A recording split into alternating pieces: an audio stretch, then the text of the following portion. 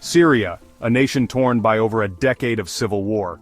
While much of the world's attention has focused on oil fields and territorial disputes, another lucrative enterprise has flourished in the shadows: Captagon.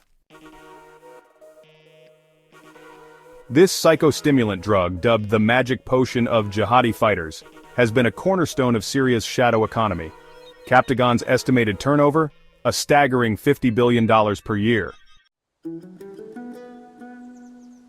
Captagon's dominance in the region wasn't incidental. Under the Assad regime, Syria became the epicenter of its production and distribution.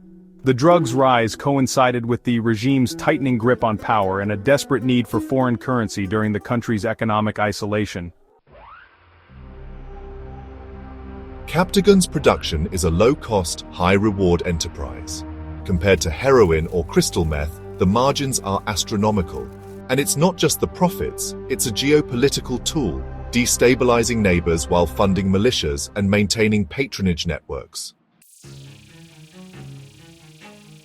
Historically, Captagon's distribution channels extended across the Middle East. Lebanon played a pivotal role, serving as a gateway, while Iraq offered alternate routes. But the bulk of the drug's consumption remained in the Arabian Peninsula, where demand fueled a regional epidemic. For groups like ISIS, Captagon was more than a narcotic, it was a weapon. Fighters consumed the drug to stay awake for days, numb fear, and unleash unprecedented brutality. In recent years, international pressure has mounted. Sanctions targeted members of the Assad family, accusing them of spearheading the Captagon trade. Among those named were Samer Kamal al-Assad, Wasim Badi al-Assad, and Maher al-Assad. The U.S. Treasury reported that Samer's factory alone produced 84 million tablets in 2020. The Assad regime's involvement in Captagon production is an open secret. For years, it was the regime's financial lifeline, rivaling even its oil revenues. But change is in the air. Captagon's supply chain has been severely disrupted. Regional sources cite logistical breakdowns, plummeting production, and skyrocketing prices.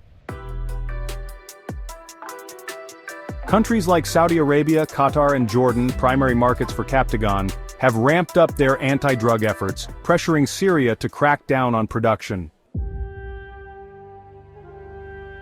As the Assad regime's grip loosens, the future of Captagon remains uncertain. While ISIS and other groups have embraced the trade, others like Al-Qaeda have condemned it. Emerging factions in Syria's fragmented landscape face a choice: perpetuate this legacy or chart a new path. Captagon, a symbol of Syria's underbelly. Its story is a stark reminder of the far-reaching consequences of war and the shadow economies it fosters. As Syria rebuilds, the world watches to see whether this billion-dollar empire will crumble or adapt. Fade out.